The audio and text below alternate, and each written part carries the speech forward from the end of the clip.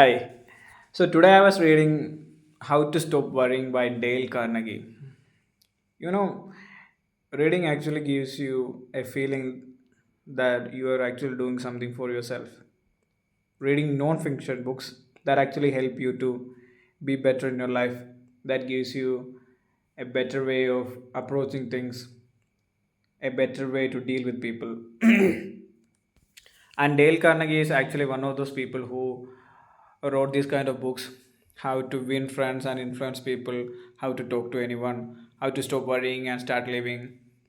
And these books, these books are the work of his life. The things that he learned from interacting with so many people, from the experiences of other people, his own experience.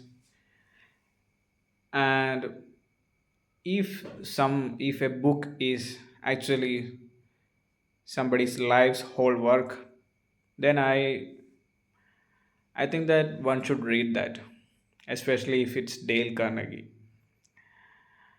And in the book I found out one thing, that if you are if you're worrying too much, if you're overthinking, and you have 1,000 problems going at the same time, one thing that you can actually do is accept the worst situation that could happen. Just accept it. Just accept that, yeah, this is the worst that could happen in that situation. So if you mentally accept the situation, you will be like, what else do I have to lose? If it's the worst situation that I could ever be, then there's nothing more to lose, and it gives you room to think. Because when you are at the lowest level of your life, everything becomes a possibility. Even the small wins matter. So that's what he says. Accept the worst things. Accept the outcome like it is the worst. Then you will have a clear mind. Then you can think properly. Then you will stop worrying and start living. Actually, I tried that couple of times, and I actually came to find that it actually works. When you mentally accept that this is the worst thing that could happen in this situation, this is the worst thing, then you actually build upon that worst thing. So okay, then I can improve this one step at a time. I can focus on this and improve this a little much. I can improve on that thing and just improve a little bit. So that will mitigate the impact, the overall impact. And by doing that, you become actually clear, you can think clearly, and you can approach that problem with a different angle, different point of view, different solutions, because you are actually calm, and you because you accepted the situation, accept the outcome as the worst. And when I'm growing 175 centimeters tall, what more could I lose? Am I going to lose this height? No. If I gain 1 centimeter, that's a win-win. That's what I need. And above all, I actually I'm actually able to speak in front of a crowd, in front of public, and my communication skill just got a boost.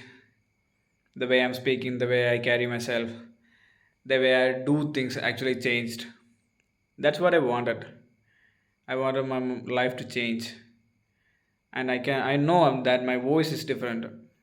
And I actually I'm grateful for all the things that's happening in my life. Since I started doing this manifestation, affirmation, journaling, all these things, I got transferred to Camera, and it's been 2 weeks, and it's one of the best branches because I don't have that much work. So when you start changing the beliefs, the basic operating system you're operating on, everything around you starts to change.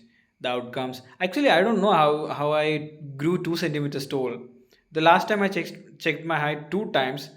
Before joining an SBI, I had a physical, and after before taking that term plan, I had to undergo another physical examination. both those times both those times, yeah, in those 2 times I was 159 centimeters tall. And I don't know how I become 2 centimeters tall, like 161, and it's like a miracle. And all these things are happening to me, and I feel grateful for all the things that's happening in my life. And thanks to God, thanks to the universe, thanks to the guardian angel, thanks to my situation, thanks to the people around me,